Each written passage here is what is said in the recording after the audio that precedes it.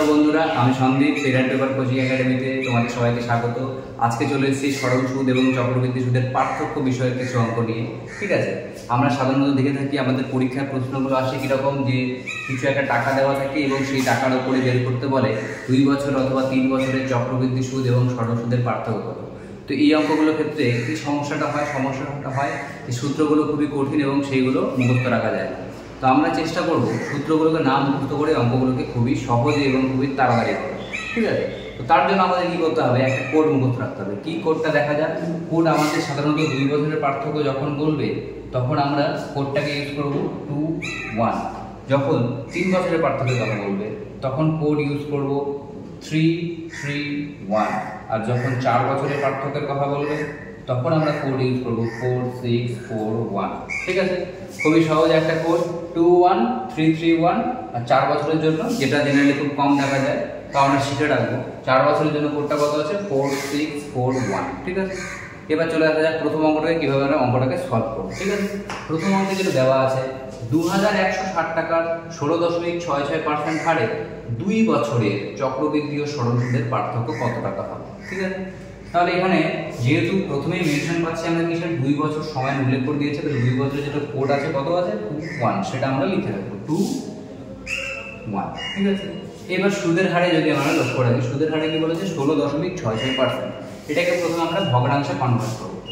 16.66% এটাকে ভগ্নাংশে লিখলে লেখা হয় কত, 1/6। ঠিক আছে, এইবার টাকাতে চলে আসছি। প্রথমে দেওয়া আছে 2160 টাকা মূলধন, সেটার আমরা 1/6 অংশ বের করবো, অর্থাৎ 2160কে আমরা 6 দিয়ে ভাগ করবো। যদি ভাগ করি খুব ইজিলি আমরা কত পেয়ে যাবো, 360। আবার এই 360কে আবার আমি কি করব, 6 দিয়ে ভাগ করবো, কত, 60। ঠিক আছে, এবার যদি প্রশ্ন থাকতো চক্রবৃদ্ধি সুদ কত বের করো, তখন আমরা এইগুলোকে গুণ করে ডিরেক্ট যদি যোগ করে দিলাম অ্যান্সার পেয়ে গেলাম। কিন্তু আমাদের এখানে চেয়েছে কি, চক্রবৃদ্ধির সুদ ও সরল সুদের পার্থক্য কত টাকা।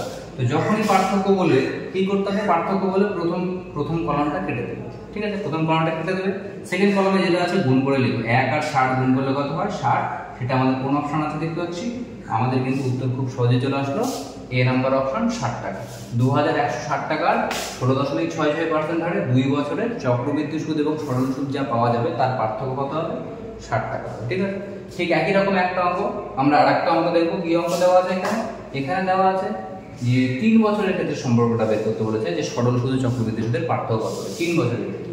3 বছরের ক্ষেত্রে যেটা আমরা কোড সেটা লিখে ফেলি 3, 3, 1। ঠিক আছে, কোডটা লিখে ফেলাম কত, 3, 3, 1।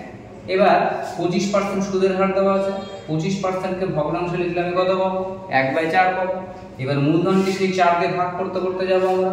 1280কে যদি 4 দিয়ে ভাগ করা হয় পেয়ে যাচ্ছি 320। সেটাকে আবার 4 দিয়ে ভাগ করলে পেয়ে যাবো 80, আবার 4 দিয়ে ভাগ করলে পেয়ে যাবো 20।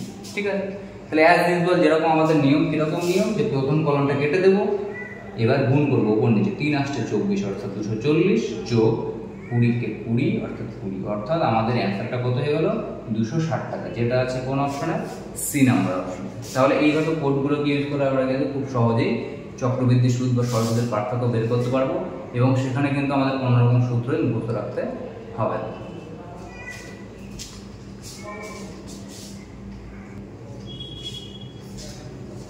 তাহলে 2 বছর এবং 3 বছরের 2 ধরনের সুদের পার্থক্য আমরা বের করে নিয়েছিলাম। এখন আমরা দেখি একটা অঙ্ক 4 বছরের, সেই পার্থক্যটা কত হবে। ঠিক আছে, 4 বছরের পার্থক্যটা কত হবে দেখা যাক।